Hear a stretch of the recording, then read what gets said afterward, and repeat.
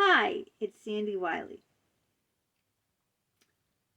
Today I'm going to tell you why having a pet is good for your health. It's good for your mental health and it's good for your physical health. And why, if you don't have a pet, you need to get one today. First, let's start off why everyone needs to have a pet. 70% of Americans do have a pet. Starting off with young children.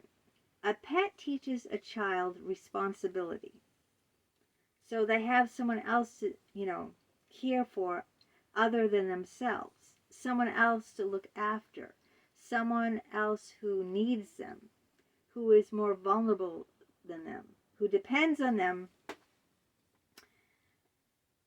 for food, for exercise, taking them out if it's a cat, a dog, or sometimes cats go out. Well, cats go out too. Or just taking care, if it's a bird, taking care of their cage, making sure it's clean. Um, it teaches children responsibility, okay? Whether it's just a hamster. Now, my son had a hamster, and he had to learn how to change his cage, how to make sure that the hamster had food, had water, had a clean cage, and that teaches responsibility. When I was young, I had French poodles. One was a black poodle, a male named Peppy, and another was like a vanilla, like an apricot, like an apricot color, and her name was Renee. And they were both house dogs, so they had papers. They didn't go out to go to the bathroom. They were So we didn't have to take them out to go to the bathroom. They were house trained. So they had papers in a certain section in our pantry where they were taught to go to the bathroom there. And teaching pets too how to sit if it's a dog. Even in a sense, cats are trained too to use the litter box. It's more innate. They already really know. Just put the litter down once and you never have to do anything. But pets teach children responsibility. They teach children how to have compassion and how to care for another living being. Okay, so that's very, very important. Secondly, pets are good for if you live alone. Say you live alone. Isn't it nice to come home at the end of the day and be greeted by someone who loves you? A little furry thing, or it could be a reptile, it could be a bird. It really doesn't matter what it is. But when you come home, and this is good for empty nesters too, older people whose children no longer live with them, right? Isn't it so much better to come home and, like, if it's a dog or a cat, have someone greet you, run up to you, lick you all over the face, or have someone like chirp, chirp, chirp, chirp, or just something, warm and fuzzy to hold. If it's a rabbit, it could be anything. Or you know what? Even fish, have an aquarium, is nice. So it's like you don't feel lonely anymore if you have a pet. So it does help in depression. And it also, here's a third thing, anxiety. Pets are great for anxiety. Now you see them, okay? If you go to the stores, people have those pets. Normally the stores will not let you bring in your pet, but people have service dogs, okay? Now service dogs aren't only for people who are blind or physically impaired. Service dogs, because I worked at them all, are for people who have anxieties or emotional problems. And they need, they might have like, what's that fear of going out? I don't know. I can't think of it. Acrophobia or something. I can't think of it off the top of my head. But people who have emotional anxieties do much better when they have a service animal to hold, or, on a chain or whatever, that helps their anxiety. It's very, very true.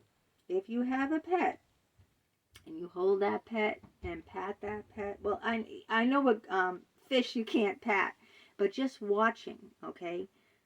If you have an aquarium, just watching the fish. They have aquariums in doctor's offices. Why? Because it helps patients in the waiting room calm down. Patients like me, especially, who are very anxious about going to the doctors or the dentist. You'll see aquariums often in doctors' waiting rooms. So it helps with anxiety. It helps with depression. Pets help with loneliness. Pets teach responsibility. People love their pets. Pets are family, okay? People love their pets like they're a part of their family. I known a couple of women, actually. One I was friends with. One I just knew, we weren't friends, and we were like acquaintances. And their pets had died. And years later, like 10 years later, they're still mourning their lost pet. In fact, these two specific women wouldn't buy another pet. Even though I recommended to my friend, Sandy, I said, you should get another dog. Oh, but that dog will never be Walter, the dog she lost. She had pictures all over her house. The dog was dressed in costumes. And I said, I understand that, like if you lost a child, having another child doesn't replace the child you lost, but it can help you focus your love and your feelings onto another beautiful creature that, needs attention and care, and it can help, But these two women would not get, after the loss, and it was a dog, both of them lost a dog, they would not get another dog. That was it. The heartache, they said the heartache was just so intense from losing their pet that they could never replace the pet with another pet. My opinion is, I think it would have helped them if they did, but that's my opinion. I think if they focus, it doesn't replace the person or the family member or the pet, but it can help you, be able to divert your love onto another one that is just my opinion. If you have lost a pet and you're really struggling with depression and sadness over the loss, in my personal opinion, it does help. Because I've lost pets myself, After the two French poodles, I got them as little puppies. I got cats because I married a man who had cats. And he didn't like dogs. So I got cats. At one time, I had 3 cats. Before I had any children now, I had 3 cats. Now, let me tell you something. Here's a story. When I had a miscarriage, as you know, if you follow me on my videos here, I went into a very deep, dark depression. I gained I went up to 175 pounds. I gained 60 pounds on my small, petite, 5'2" frame. I didn't leave the house. All I did was stuff my face every day and lay on the floor, put all the shades down, lay in darkness, and all I did was nothing. Eat and sleep. That was it. After I had my miscarriage. Then I got a little kitten named Beanies.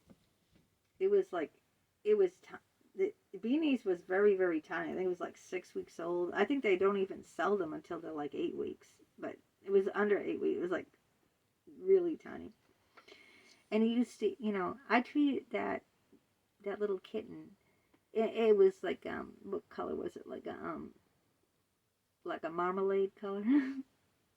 Marmalade. Think of the marmalade jelly. And I treated that kitten like it was a baby, like an infant, like the baby I lost, the baby I miscarried. I put all the love into this little kitten. So I focused all my love, from the baby I lost into this kitten. And it helped me because I had something else, some other cute, adorable, living being that I could focus and pour my love into, other than just sitting there being depressed because I lost the pregnancy. And it did help. It does help. In fact, I had 3 cats during my infertility. I had Frank, and then I had Beans. I call him Beanie. Frank and Beans. Get it? Like the Frankfurters, the hot dogs and beans. Frank, Beans, and Vester. Sylvester, but we called him Vester, short for Vester. Vester was black and white, Beanie was marmalade, and Frank was gray. My best friend Maria gave me Frank. Her cat had a litter, and she calls me up and she says, "Hey, you want a free kitten?"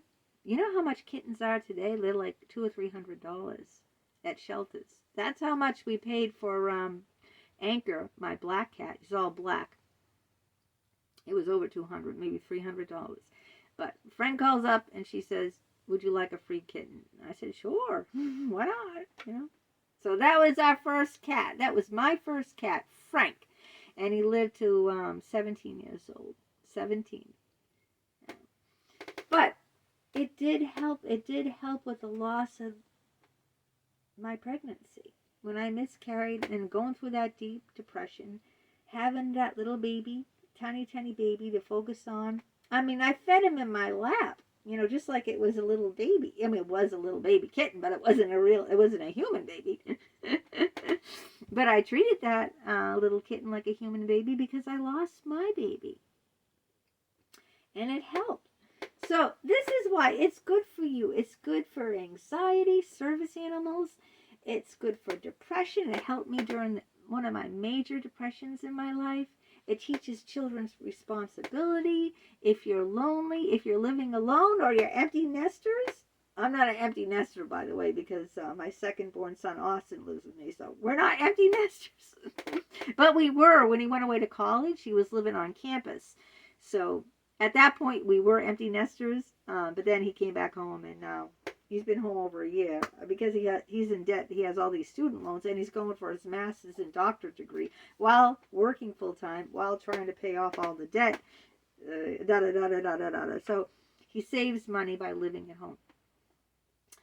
But having a pet to come home to really helps loneliness. It really does, you know. So there you have it. That's why you need to get a pet.